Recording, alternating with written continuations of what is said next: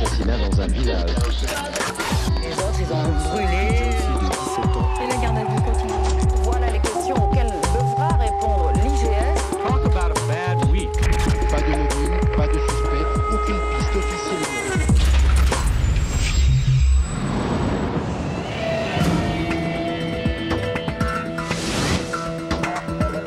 Au sommaire de cette édition, un parricide. Jean-Louis tue son père. Sa mère est déchirée entre la douleur d'avoir perdu son mari et l'amour pour son fils. Il me manque mon mari, il me manque mon fils. Il me manque cet amour. Jean-Louis comparaît devant la cour d'assises de Draguignan. Que diront les jurés? À quelle peine sera-t-il condamné? J'aurais jamais dû toucher mon père. Notre reportage dans les Alpes avec les sauveteurs de la CRS 47. Vous avez les infos M16. Accident de ski, drame de la route, ils prennent tous les risques pour voler au secours des victimes, souvent imprudentes.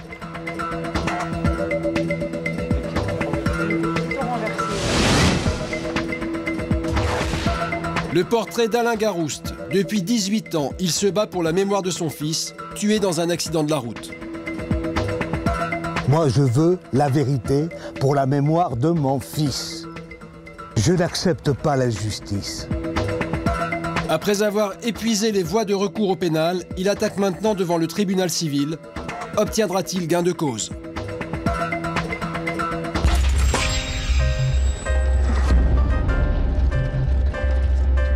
Mais d'abord, notre enquête à Toulon, sur une mère déchirée.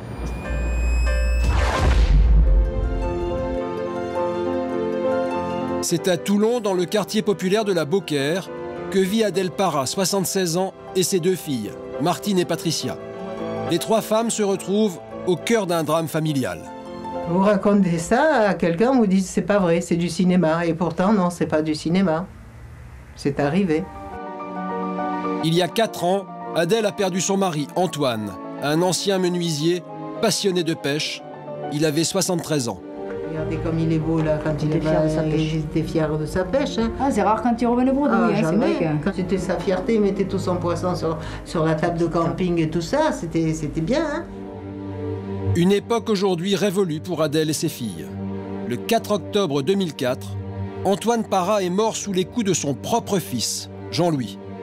Depuis, Adèle est une femme déchirée entre la perte de son époux et l'amour qu'elle porte toujours à son fils. Je ne peux pas l'oublier, mon fils.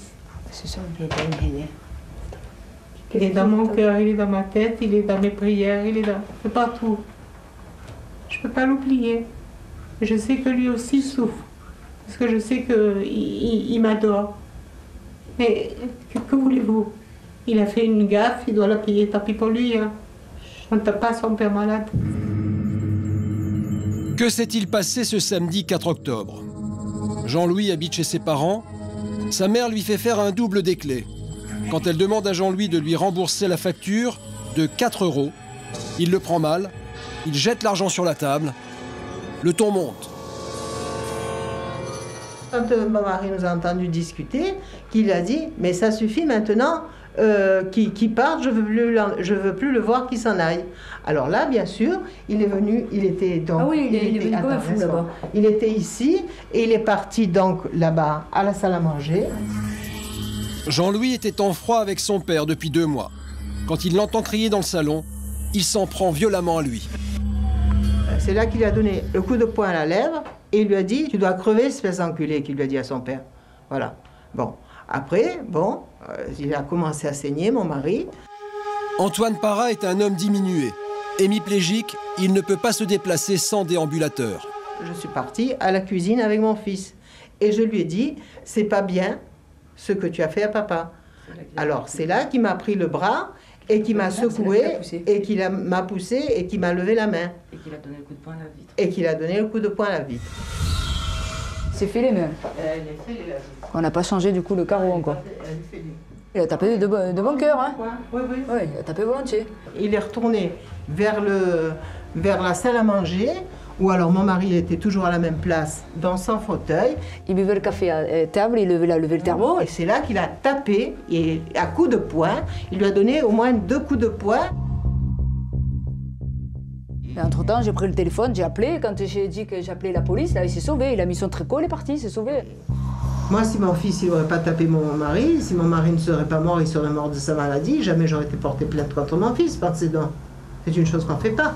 Une mère porter plainte contre son fils, moi, je ne l'aurais jamais fait. Mais là, il a dépassé les bornes. Jean-Louis Parra, c'est lui. Il n'a jamais revu sa mère depuis les faits. Interpellé 2 jours après le décès de son père, il est placé en détention provisoire pendant 2 ans, puis il obtient une libération conditionnelle. À la veille de son procès, il y a 1 mois, il a rendez-vous avec son avocate. Monsieur, il risque 20 ans de prison. Asseyez-vous. On va faire un petit point ensemble pour lundi. Alors, comment ça se passe? Comment ça va? Il est un peu angoissé. Pas angoissé? Ouais. Mais bon, vous verrez, l'avantage, c'est que mardi soir, quoi qu'il arrive, ça sera tout terminé. Les 2 ans, ils sont pas oubliés. Étant donné que je sais ce que c'est, je me ferais mal de repartir encore pour, je sais pas pour combien d'années. La prison, c'est pas fait pour moi. C'est pas fait pour des gens normaux. C'est fait pour ceux qui ont l'habitude. Pour son avocate, il est primordial que Jean-Louis parvienne à convaincre les jurés qu'il n'est pas un monstre parricide. Mais dans tous les cas, voilà, ce qui est important, c'est que vous soyez vous-même. Ce qui est important, c'est que vous montriez qui vous êtes en réalité. Ouais, moi, j'ai fait tout le monde. Je vais travailler le matin, je rentre le soir. C'est quelqu'un de normal. Oui, mais quelqu'un de normal, il faut le montrer. À la fin de ces 2 jours, au moment où je terminerai ma plaidoirie et au moment où ils vont se retirer, ils gardent en mémoire que ce qui vous est arrivé, ça pourrait arriver à tout un chacun. D'ailleurs, je regrette. Voilà, ça aussi, ça sera important, parce que vous me le dites à chaque fois à moi, je suis désolée, je regrette, c'est terrible ce qui m'arrive, mais il faudra bien le dire à eux aussi. Il faudra bien le dire aux jurés. Jean-Louis est l'aîné de la famille. C'était un enfant désiré. Après plusieurs échecs, il vient enfin au monde, il y a 44 ans. C'était ma 4e grossesse en 2 ans. Donc vous pensez, lorsque le garçon est venu au monde, c'était l'illumination, hein, parce que c'était beau. Mon mari, il attendait un garçon, il voulait tout pour un garçon. Je lui dis non, tu auras une fille parce que chez nous, chez les Soriano, on a que des filles. Alors il dit non, je voudrais un garçon. Un garçon, ben, il a eu un garçon. Puis il a été toujours très gâté, plus que les filles. Les filles n'ont jamais fait de réflexion. Jean-Louis était-il le chouchou de la famille? Ce n'est pas du tout son point de vue. Mon père m'a éduqué un peu à la dure, quand j'étais un garçon. Mes sœurs, c'était plus cool. À la dure, ça veut dire quoi? Un peu secoué, quoi. Je sais pas, des gifles, un peu. Éducation un peu à l'ancienne. Se sont toujours très bien entendus. Mon fils était très heureux d'être avec son père. Pourtant, Jean-Louis se souvient des coups que son père lui donnait. Ouais, mais quand j'étais ado, j'ai volé des pièces de vélomoteur. Et on s'est fait se retrouver au poste, et quand il est venu me chercher, il m'a dit, tu prends la déposition, puis tu montes. Puis après, il m'a pris dans la chambre, il a sorti un air de bœuf. Il m'a remis dans le droit chemin, comme on dit. Moi j'ai 3 enfants et j'ai jamais touché. Jean-Louis a 3 enfants. Après 20 ans de mariage, il vit un divorce douloureux. Il déprime et revient vivre chez ses parents, où loge également sa sœur, Patricia. Je lui avais laissé ma chambre parce qu'il ne voulait pas dormir au fauteuil. J'avais laissé ma chambre et moi je dormais au fauteuil. Voilà. C'était le pacha ici. Hein. Ouais, il lui fallait un lit, que lui il travaillait, il ne fallait pas le clic-clac. Ah ouais, je lui avais laissé ma chambre. Hein. Déstabilisé par son divorce, Jean-Louis est pris en charge et épaulé par sa famille. Je lui lavais son linge, je lui repassais le linge. Il est arrivé ici, il ne savait rien faire. Ouais, même pas remplir un chèque, je vous assure. Je lui avais dit, t'es vraiment assisté, toi. Hein. Il venait de divorcer, il n'était pas bien, le moral, ça allait pas. Enfin, je le faisais de bon cœur. Hein. C'est à cette époque que Jean-Louis devient plus agressif. Les rapports avec son père sont souvent conflictuels. Mais lorsqu'il y avait quelque chose, qu'on lui faisait une réflexion qui ne lui convenait pas, hop, il prenait la mouche et il partait. Ou alors il se mettait en colère. Mais ça s'arrêtait en fait au mot. Ah, ça s'arrêtait au mot, oui. Jamais au geste. La première fois. Ouais. Les gestes, non, il avait toujours un respect pour nous, toujours. Mais là, je ne sais pas ce qui s'est passé. J'aurais jamais dû toucher mon père. Jamais mis cette gifle. Et rien avant pour des broutilles, ça causait sa mort. Mon père, il est 4 pieds sous terre, c'est pas normal que lui respire, qu'il soit dehors. Non, qu'il re-rentre, bien sûrement qu'il re-rentre. Qu'est-ce qu'il a fait 16 mois, maman? 16 mois, c'est pas cher payé pour avoir tué papa. Hein. Parce que mon père, il le méritait pas. Tout ce qu'il a bataillé, mon père, il est même fatigué, malade et tout, qu'il est parti travailler pour nous élever. Et que lui, en récompense, il a achevé comme un chien. Je sais pas ce qu'ils ont. Qu'ils ont contre moi. J'aurais mis un coup de poing, j'aurais tué mon père sur place. Car ce soir-là, Antoine Parra n'est pas mort sur le coup. Transporté à l'hôpital, il rentre chez lui quelques heures plus tard. C'est le lendemain que son état s'aggrave brutalement. Patricia n'oubliera jamais le dernier voyage qu'elle a fait aux côtés de son père dans l'ambulance. Je languissais d'arriver, c'est vrai, pour sauver mon père, mais je ne savais pas qu'il avait au début cet hématome après au cerveau. Hein. L'infirmière, elle m'a dit, vous pouvez lui parler à votre père, il vous entend. Bon, alors ma foi, quand elle m'a dit qu'il était dans le coma, je ne pensais pas qu'on l'entendait. Alors donc c'est là que je me suis approchée, je l'ai embrassé, mais c'est vrai que j'avais gros sur le cœur. Hein.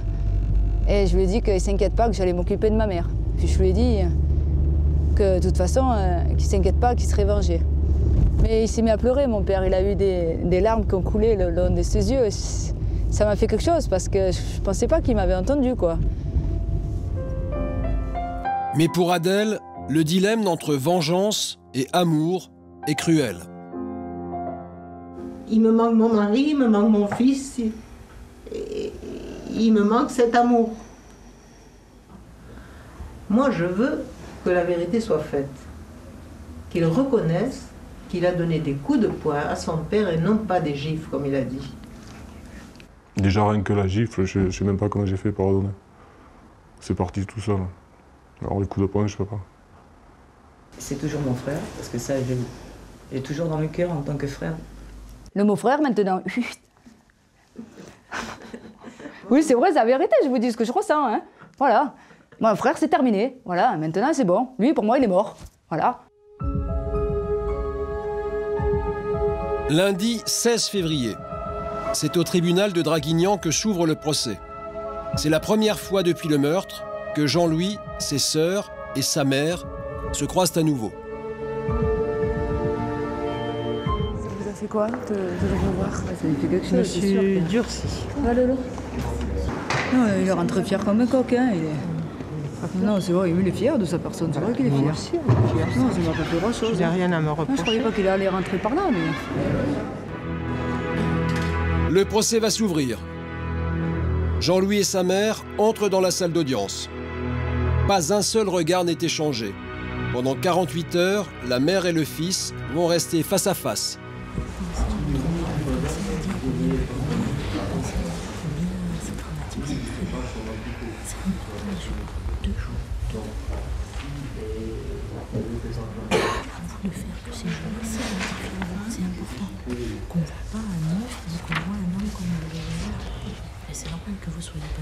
C'est très difficile, mais enfin, il faut tenir. Il faut être forte, ça va. 8h38, le procès commence. L'audience est ouverte, asseyez-vous. C'est Jean-Louis qui prend la parole en premier. Un moment éprouvant pour les trois femmes. À la barre, Jean-Louis accable ses parents. Il affirme que sa grand-mère était la seule personne à le chérir pendant son enfance, que son père a toujours préféré ses sœurs, que l'éducation qui lui a été donnée était trop sévère, et que c'est ça qui l'a amené à lever la main sur son père dans un moment de panique. Vous sentez? Elle est morte. Ça se passe bien ou pas? Oui, ça va. Il y a beaucoup de mensonges, parce que ça a été un enfant toujours, comme je vous l'ai dit encore hier, très gâté. Hein? Et lorsqu'il parle, il parle que de sa grand-mère, mais il ne parle pas de l'amour de sa mère ni de son père, parce que son père l'aimait beaucoup. Hein? Pourquoi il écrase son père comme ça? Je crois que cet après-midi, je dirais bien le fond de ma pensée, parce qu'il y a beaucoup de mensonges là derrière. D'accord qu'il veut s'en sortir, je suis d'accord avec lui, mais il y a quand même cet amour de mère, cet amour de père qu'il a oublié. Après, comme il parle mal de mon père, vous voulez accepter des choses pareilles. Comme il dit que papa lui a jamais dit mais je t'aime, mais lui non plus, il n'a jamais dit je t'aime à personne. Oui, mon père, il était comme ça, mais il ne le disait pas, mais il avait des gestes affectueux quand même. Il le prenait dans ses bras, il recevait ses enfants à la maison, il recevait tout le monde. Même s'il n'était pas explicatif, qu'il ne disait pas les mots, mais il avait des gestes pour le faire. Mais ça, il n'a pas compris. Je pense qu'il ne le comprendra jamais, de toute façon.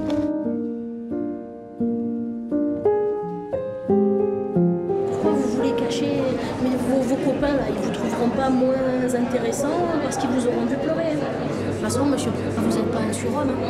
Si les larmes viennent, si l'émotion vous submerge, c'est l'émotion qui vous submerge. Donc ne cachez pas vos larmes, voilà. C'est pas la place, c'est pas le lieu. Il faut m'aider, monsieur. Parce qu'il faut m'aider, je vous l'ai dit. 11h23, l'audience reprend. Les experts vont maintenant se succéder à la barre pour évaluer le profil psychologique de l'accusé. Des témoignages plutôt à l'avantage de Jean-Louis. Selon eux, il serait incapable de gérer ses émotions, ce qui expliquerait sa froideur apparente et peut-être son geste violent. Son avocate est satisfaite. J'ai pris quand même soin de regarder à quelques moments le regard de certains jurés. C'est vrai que j'ai pu y percevoir un regard peut-être plus clément, entre guillemets, hein, quand je parle de clémence. Peut-être des jurés qui ont commencé à se poser des questions, ça c'est certain. 13h32. L'audience de l'après-midi va donner la parole à la partie civile. C'est maintenant à Adèle et à ses filles d'apporter leur témoignage devant la cour pour livrer leur vérité. Tout ce que vous avez sur le cœur, il faut le dire de toute manière. Et je sais que c'est très difficile pour une mère d'être face à son fils comme ça, un adversaire. Adèle fait un témoignage bouleversant. Elle parle de sa douleur d'avoir perdu en même temps un mari et un fils qui lui manque malgré son terrible geste. Son chagrin touche les jurés. Mais Jean-Louis reste impassible devant les larmes de sa mère. Adèle et ses filles oscillent entre soulagement et colère. Là, je crois que maintenant... Là, il en a pris pour son grade, c'est moi qui vous le dis. Hein. Ouais. Ah ben oui, la vérité, il fallait qu'elle sorte. Hein. Pourquoi tant de mensonges, c'est pas normal qu'il raconte tout ça. Même sa femme. Qui parle si mal comme ça de mon père. Pourquoi dire que son père, c'est... pas ça. Ah non, c'est pas vrai. Il a tout oublié. Toute sa jeunesse, tout. Il bannit son père, il fait le procès de son père, mais il n'a pas honte.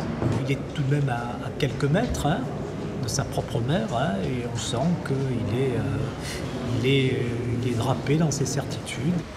Dommage. C'est dommage. Pourquoi ? Dommage que mon client ne saisisse pas l'opportunité donnée par sa mère. Dommage. Mais bon, voilà quoi. C'est sa personnalité. Hein.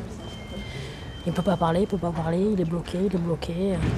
S'il ne saisit pas la perche tendue par sa mère qui lui dit « il n'y a pas un jour sans que je pense à lui », s'il laisse comme ça les jurés penser que face à l'émotion d'une mère, il ne ressent rien, c'est incontestable que ça va jouer contre lui. Jean-Louis a reçu le soutien de 2 amis. Par là, l'avocate veut que je parle à tout prix, mais c'est impossible de sortir quelque chose. Mais il faut, là, il va falloir. Parce que c'est en train de m'enfoncer bien comme il faut. Après, il vaut mieux lâcher tout. Mais bon, écoute, c'est pas évident aussi de se lâcher comme ça. Pour nous, c'est facile parce qu'on n'est pas à sa place d'en parler. Ah, tu te mets devant, c'est pas pareil. Exactement. 16h. En dépit des conseils de son avocate, Jean-Louis ne change pas d'attitude devant la cour. Il n'adresse pas la parole à sa mère. Du pain béni pour l'avocat de la partie civile, qui termine cette première journée d'audience avec une plaidoirie très sévère à l'égard de Jean-Louis. Vous avez donné monsieur le bâton pour vous faire mettre. Qu'est-ce qu'il a dit de vous? Il a dit de vous que vous étiez venu au procès, votre procès pour lequel vous pensiez que c'était le procès d'un autre. Il a dit de vous que vous étiez indifférent à tout. Il a dit de vous que... j'avais du mal à m'exprimer. La psychologue, elle le dit, mais il fallait dire au moins quelque chose. Je vous l'ai dit tout au long de l'audience. Depuis ce matin, je vous l'ai dit. Depuis ce matin, je vous dis, monsieur Parra, dites quelque chose à votre mère. Depuis ce matin, je vous dis, monsieur Parra, même elle a besoin de l'entendre. Même elle, que pour elle. Maître, je ne viendrai pas demain, je ne peux pas. Non, mais ne venez pas demain. Je ne viens pas, merci beaucoup pour vous. Ne venez pas demain, c'est inutile, ça sera trop dur de toute façon. Je ne peux pas. Non, mais c'est difficile. Vous êtes dans une position intenable. La journée a été très pénible pour Adèle. Jean-Louis ne sait pas encore qu'il a laissé passer sa dernière chance de parler à sa mère. Bon, l'avocate a dit que je dois en exprimer plus, mais j'y arrive pas. Alors ça fait que je sais pas ce qui va en sortir. Demain? Demain, on va arriver. Mais demain, sa mère ne sera pas là.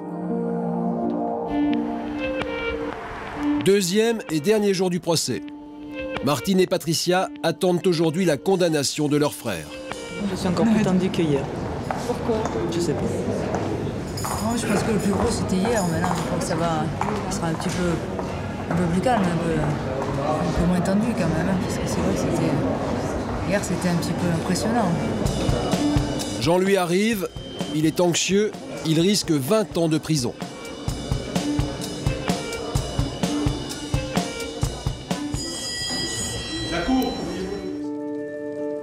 Jean-Louis émet des regrets maladroits à la barre. Mais c'est trop tard. La cour reste de marbre. Arguant le manque de regrets et l'attitude glaciale de l'accusé, l'avocat général estime qu'il ne mérite aucune clémence. Mais il ajoute qu'en punissant sévèrement le fils, il briserait le cœur d'une mère. C'est pourquoi il requiert seulement une peine comprise entre 8 et 12 ans de prison ferme. Jean-Louis est sonné. Encore une fois, c'est sans réaction qu'il se laisse emmener par les policiers pendant que les jurés délibèrent. Martine et Patricia, elles, sont révoltées. D'entendre qu'il joue encore sur l'amour de maman, ça va atténuer encore ce qu'il a fait. Oui, mais c'est pas logique. Hein. Je comprends que ma mère, elle souffre, je comprends, mais c'est pas pour ça qu'il faut que ça diminue sa peine. Pas jouer sur le cœur d'une mère. Ma mère, elle souffre et ça ne fera pas revenir mon père de toute façon. Je ne croyais pas qu'il aurait pu avoir un petit mot gentil pour ma mère. Lui dire au moins ce qu'il ressentait, s'il avait au moins des regrets, ce qu'il ressentait. Rien, voilà. C'est tout. C'est pour ça que maintenant jouer sur cet amour de maman, c'est pas la peine. Que vont décider les jurés?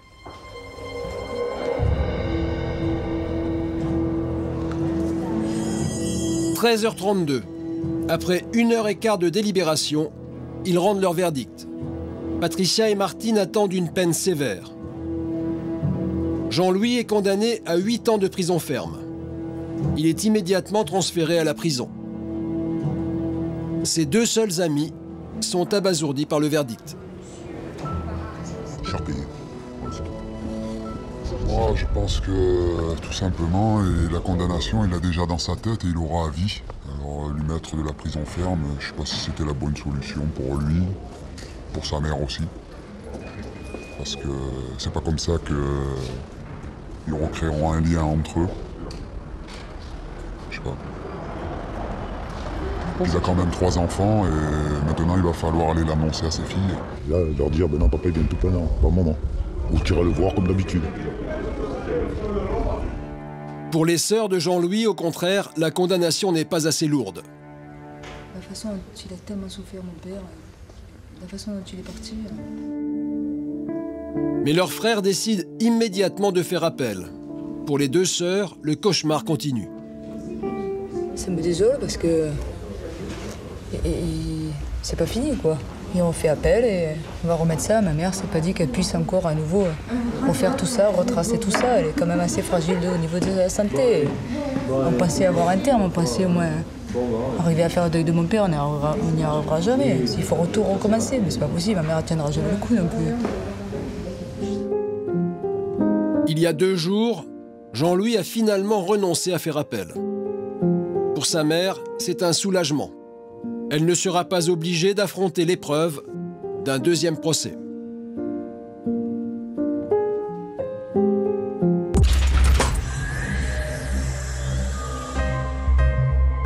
Tout de suite, Alain Garouste. Depuis 18 ans, il se bat pour la mémoire de son fils, tué dans un accident de la route. Moi, je veux la vérité pour la mémoire de mon fils. Je n'accepte pas l'injustice. Mais d'abord, notre reportage en immersion avec les sauveteurs de la CRS 47.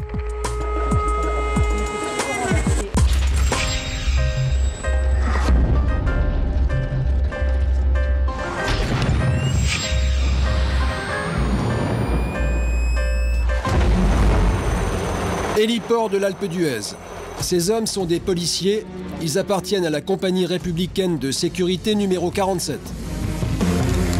Avec eux, les hélicoptères de la sécurité civile. Ils interviennent 24 heures sur 24 dans les endroits les plus inaccessibles. L'équipe de secours, c'est les secouristes, ce sera le médecin, ce sera l'hélico via le pilote, le mécanicien. Tout ça, ça forme un ensemble. Tout doit fonctionner à la perfection. Sinon, un petit grain de sable et c'est l'ensemble de l'équipe qui est en danger, quoi. Vous avez les infos M16, 2200 mètres, pisteur sur place. L'alerte est donnée. À partir de maintenant, chaque minute compte. L'équipage, Catherine, médecin du SAMU. Un pilote et un mécanicien de la sécurité civile. Le quatrième homme, un sauveteur de la police, pour sécuriser l'opération. En quelques minutes, l'objectif est repéré, c'est une jeune skieuse de 12 ans. Victime d'une collision, elle est étendue au milieu d'une piste noire. La pente est trop raide, impossible d'atterrir. Le pilote prend quand même la décision de déposer les secouristes sans toucher le sol. Alors, comment ça se présente? Ça va. C'est un secours où il faut mettre les crampons. Donc on va treuiller la patiente, parce qu'on ne peut pas la remonter comme ça. Transporter la jeune fille dans un matelas coquille sur un traîneau, c'est pas l'idéal. Visiblement, elle a une fracture fémur. Et le médecin préfère la treuiller directement. En moins d'une minute, la jeune fille sera montée à bord de l'appareil.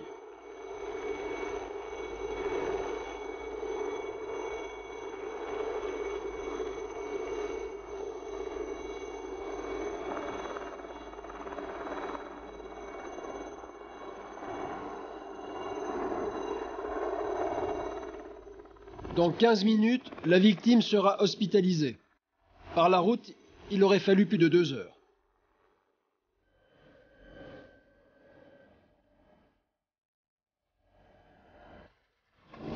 Les secouristes ont terminé leur mission. À l'hôpital, la jeune fille est prise en main par le service des urgences. Sur la piste d'atterrissage, le balai des hélicoptères de secours a commencé. En pleine saison touristique, les victimes affluent de toutes les stations de ski. Retour au poste de secours. L'équipage est prêt à repartir. Le cadre semble idyllique. Mais ils savent qu'il ne faut pas se fier aux apparences. C'est vrai que pour beaucoup, la montagne, c'est comme aujourd'hui, le soleil, la neige, le ski. Bon, bah, nous, des fois, on vit des choses un peu plus difficiles. Souvent, pour nous, c'est de la nuit, dans le brouillard, le froid, des choses pas forcément faciles à vivre. Quelques minutes plus tard, deuxième intervention. Cette fois, c'est un alpiniste qui est en difficulté, coincé en montagne. Il a pu donner l'alerte grâce à son téléphone portable. Mais sa localisation reste imprécise. Il faut scruter toutes les parois. C'est le mécanicien qui repère l'alpiniste. Le site est en haute altitude, escarpé, difficile d'accès. La seule solution, envoyer Nicolas par hélitreuillage pour récupérer la victime. L'opération est périlleuse, la paroi est à quelques mètres à peine. Le moindre coup de vent peut projeter l'hélico contre la montagne.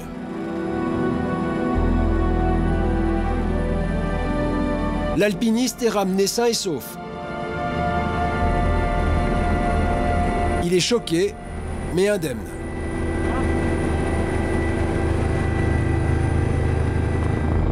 Les unités de secours en montagne détiennent un triste record. Ils sont seulement 200 hommes, mais subissent les plus grosses pertes humaines de la police nationale.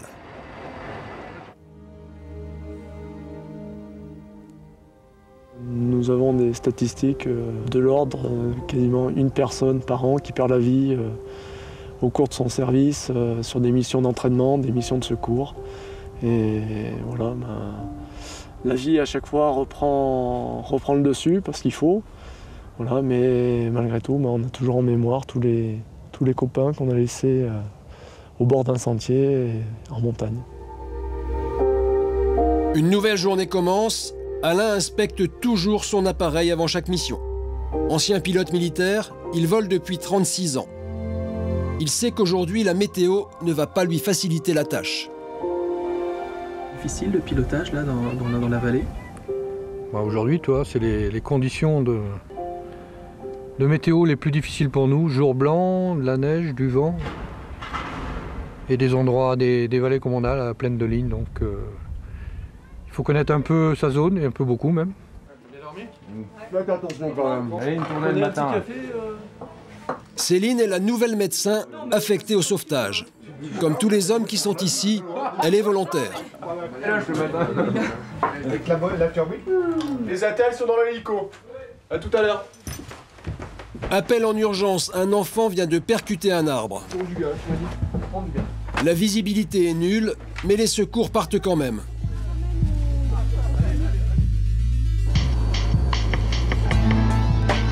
Selon les premières informations, la victime est un jeune skieur japonais de 13 ans.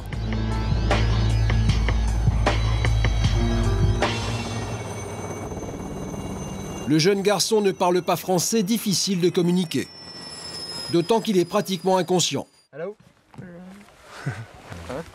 Complètement dans le pâté. Il est dans le pâté, hein. Ouais. Tu veux qu'on envoie les pieds d'abord? Oui. Il faut l'évacuer vers l'hôpital de Grenoble. Salut Marco. Écoute, au niveau constant, c'est bon. Donc, collier, coquille, une voie veineuse. Et puis, je crois que vous êtes attendu au scan direct. Oui, au scan direct. Voilà. Le jeune homme part au scanner, mais l'équipage doit repartir tout de suite. Cette fois, c'est une jeune femme qui vient de faire une chute à ski. Sa tête a heurté violemment un rocher, son état est gravissime. Rafale de vent, brouillard, la météo oblige l'équipage à prendre tous les risques. Le pilote lutte contre les éléments, mais aussi contre les lignes à haute tension. Elles sont à quelques mètres seulement. Ouais, elle est en arrêt? Quand les secours arrivent, il est trop tard. La victime est en arrêt cardiaque depuis plus d'une demi-heure. Bon, de toute façon, 40 minutes, vous êtes d'accord? On arrête. Hein. Allez, stop.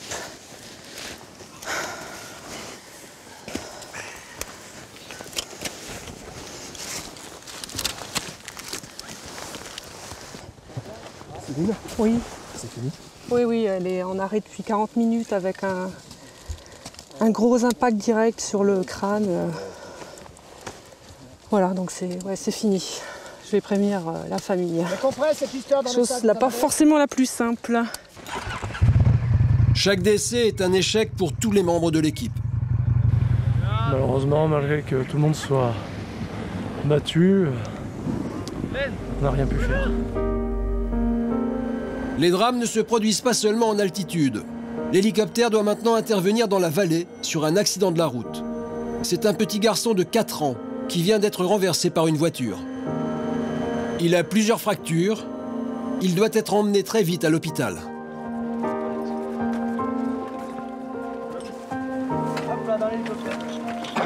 Le garçon est toujours conscient. Ça va? Ça a l'air d'aller mieux, hein? Allez. Ouvre bien les yeux. Tu vas prendre l'hélicoptère, tu sais? Hein? Ouvre bien les yeux pour pas rater. C'est très courageux. Bon, écoute, on y va.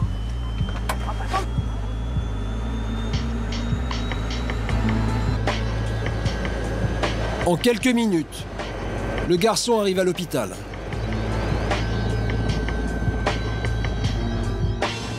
Je m'appelle Sébastien, moi. Sa mère, à gauche, est déjà sur place. Il est directement conduit en salle de déchocage. A eu un moment d'inattention. Et en fait, il a traversé la route entre deux voitures. La mission des sauveteurs s'arrête ici. Le petit garçon s'en sortira avec un fémur et une clavicule cassée. Retour dans la pénombre. Chaque année, les sauveteurs de la CRS 47 viennent en aide à plus de 1500 personnes. Alors si vous allez en montagne, soyez prudents, sur les pistes, mais aussi en dehors des pistes.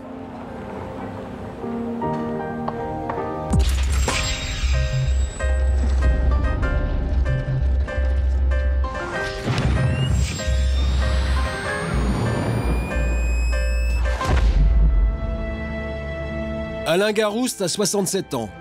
Il vit à Sainte-Livrade, dans le Lot-et-Garonne. Et chaque fois qu'il passe à cet endroit, il ressent toujours la même émotion. Voilà. Vous êtes bouleversé comme ça à chaque fois que vous venez ici?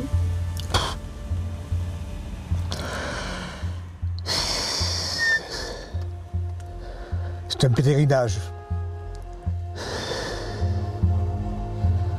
Un pèlerinage qui me permet de me ressourcer, qui me permet d'aller de l'avant dans mon combat. C'est ici qu'Alain a perdu son fils, Laurent, le 13 octobre 1990, dans un accident de voiture. Il avait 17 ans. Mon avenir, il est là, derrière. Mais par contre, la vérité, elle est là. Moi, je veux la vérité pour la mémoire de mon fils. Je n'accepte pas l'injustice. Jamais. Je l'accepterai. Jamais. C'est marqué. Tôt ou tard, nous vaincrons. Tôt ou tard.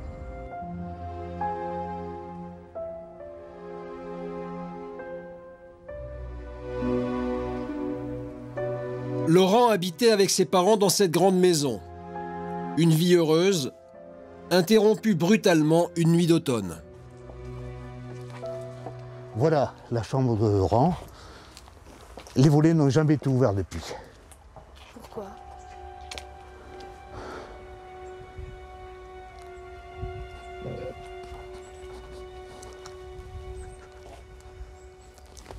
Ils n'étaient pas bien. Hein, c'est un petit paradis qu'on entretient. Voilà, mais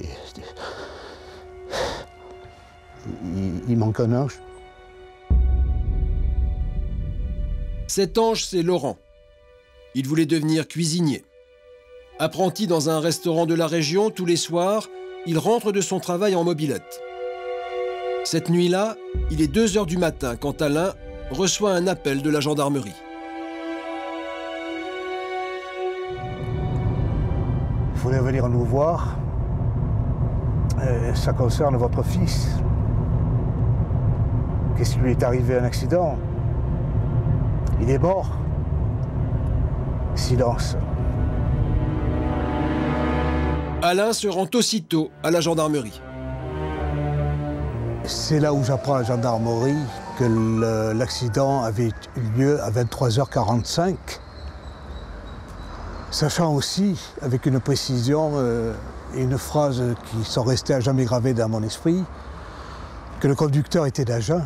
Il roulait dans une Peugeot 405 ou 605 à 100 km/h et que mon fils avait brûlé le stop.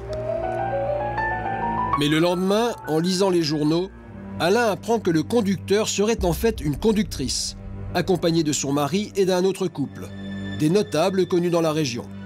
Ensemble, ils se rendaient à vive allure dans une boîte de nuit pour y passer la soirée. Alain ne sait plus quoi penser. Qui dit vrai? Les gendarmes ou les journaux? Il décide de mener sa propre enquête pour découvrir la vérité. On arrive vers les lieux de l'accident. Et à partir de là, ils ont accéléré. Les expertises, enfin une expertise entre autres, fait ressortir qu'il roulait au moment de l'impact à 162 km/h.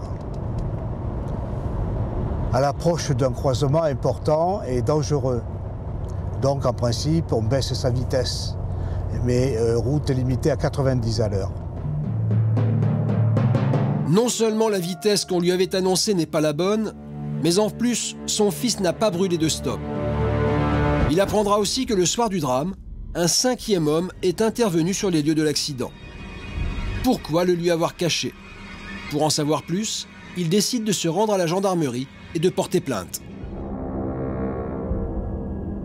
Je me suis aperçu que petit à petit, on m'avait trompé au profit de monstres.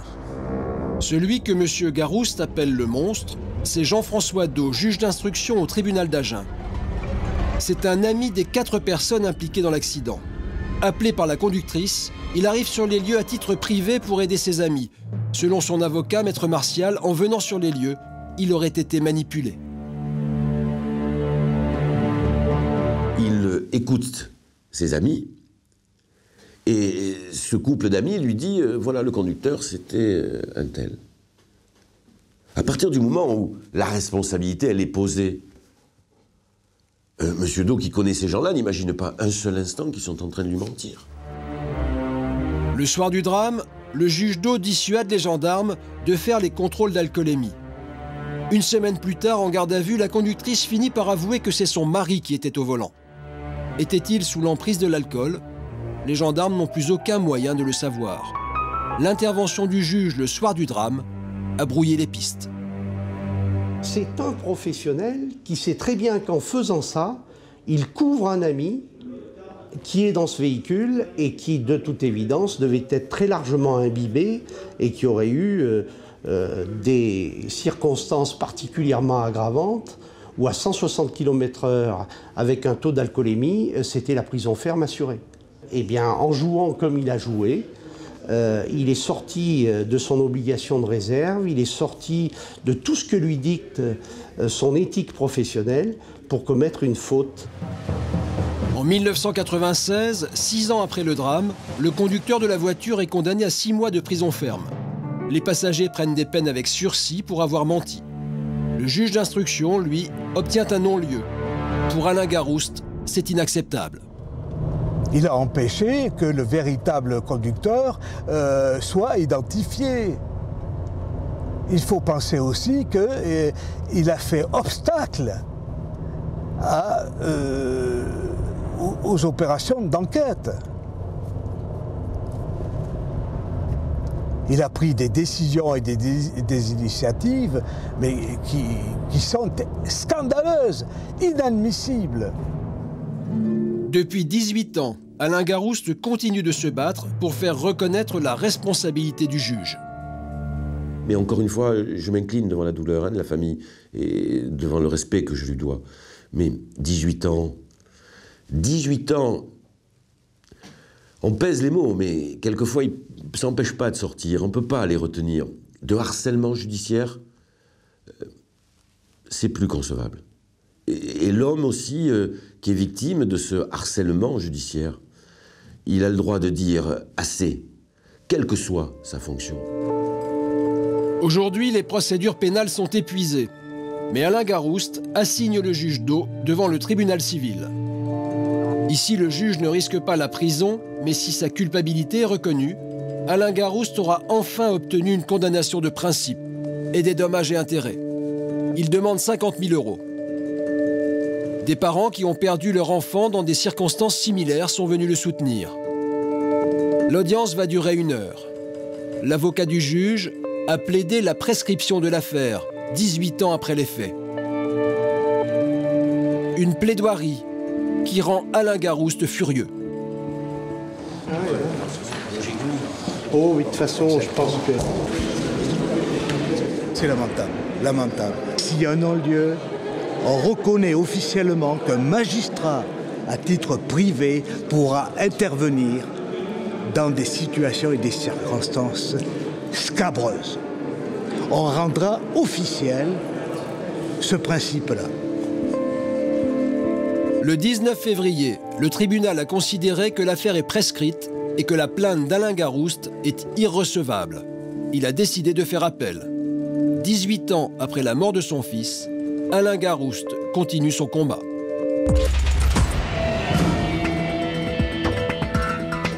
La semaine prochaine, place au sport.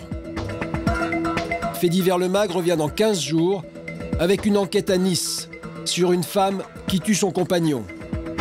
Une voix diabolique l'aurait poussé à commettre ce crime. C'était un peu tout, c'était l'alcool, les médicaments, et puis cette voix que j'ai entendue, qui m'a dit d'aller prendre le couteau, de faire ça et tout. En exclusivité, nous avons obtenu l'autorisation de filmer les audiences du tribunal correctionnel de Toulon. Madame, si vous ne vous taisez pas, je suis obligée de vous faire évacuer la salle. Alors si c'est trop... Non, alors si c'est trop pénible, vous sortez, madame, même pour vous. Asseyez-vous. Asseyez-vous. Des délits de la vie quotidienne, mais attention, les peines peuvent aller jusqu'à 10 ans de prison. après en avoir délibéré, le tribunal vous déclare coupable des faits qui vous sont reprochés. En répression, vous condamne à la peine de 5 mois d'emprisonnement.